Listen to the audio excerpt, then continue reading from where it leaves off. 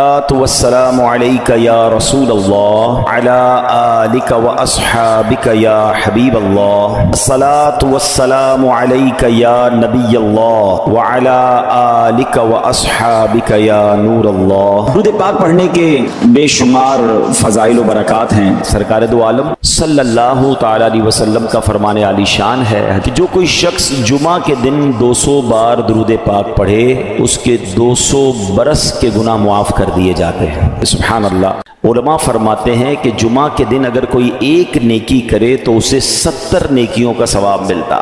ہمیں اس دن تلاش کر کر کے نیکیاں کرنی چاہیے، درود پاک پڑھیں، تلاوت قرآن کریں، ہو سکے تو جمعہ کے دن سورہ یاسین پڑھیں۔ صلو علی الحبیب صلی اللہ تعالی علی محمد صلی اللہ علیہ وسلم۔ نبی پاک صلی اللہ تعالی علیہ وسلم کا فرمان ہے جس کا مضمون ہے کہ مرنے کے بعد بندے کا اعمال نامہ منقطع ہو جاتا ہے، ڈسکنیکٹ ہو جاتا ہے۔ ہم مر جائیں گے، اب نیکیاں نہیں کر سکیں گے، مرنے کے بعد ایک بار سبحان اللہ کہنے کا موقع بھی نہیں ملے گا، مگر فرمایا 3 باتوں کے علاوہ 3 چیزیں جاری رہتی ہیں مرنے کے بعد بھی۔ نمبر 1، علم بندہ چھوڑ کر جائے، حدیث پاک کا مضمون ہے، جو باقی رہے لوگ اس سے نفع اٹھاتے رہیں۔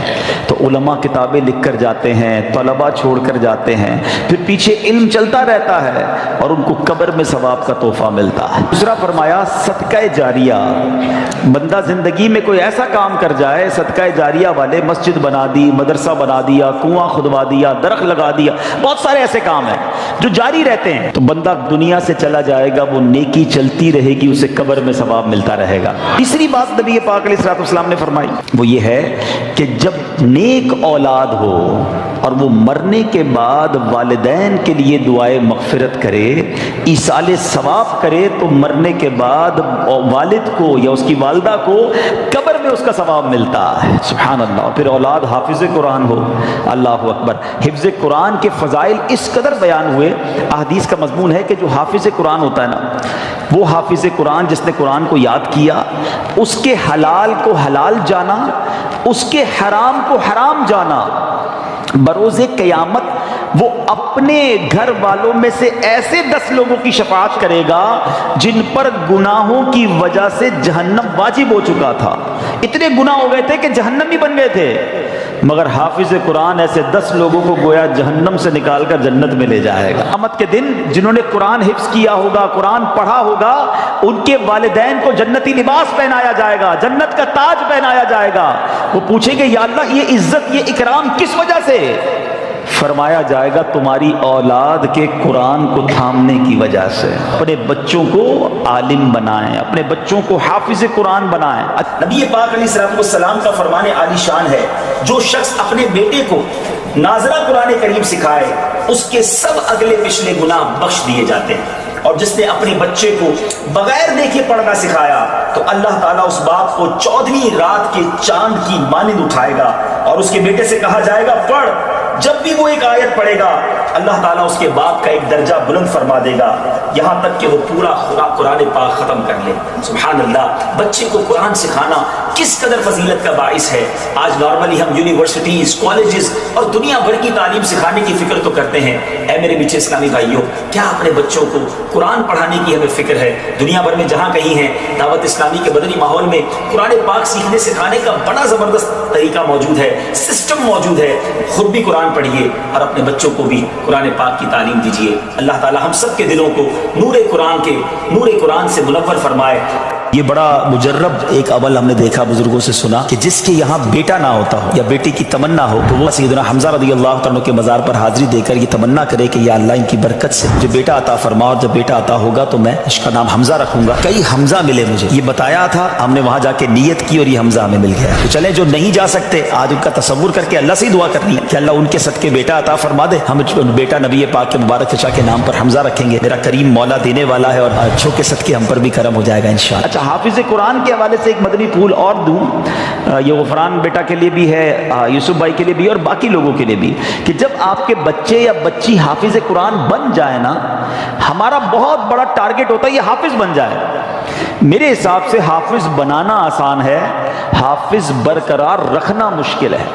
جیسے جیسے عمر بڑی ہوگی نا، اس کی زندگی میں اور مصروفیات بھی آئیں گی، تو اب حفظ بھلا دیتے ہیں لوگ، تو اس کا شاندار طریقہ یہ ہے کہ اب حافظ بن گئے، اب مرتے دم تک قرآن یاد رہے اس کا انتظام کرنا ہوگا، روزانہ دہرائی بھی ہوگی، جب کاروبار نوکری پہ لگ جائیں تب بھی روز کا 1 گھنٹہ مخصوص کرنا پڑے گا جو قرآن کو دہراتا رہے، ہر رمضان میں مصلی سنائیں تاکہ یہ حفظ باقی رہے، ورنہ چلا جاتا ہے۔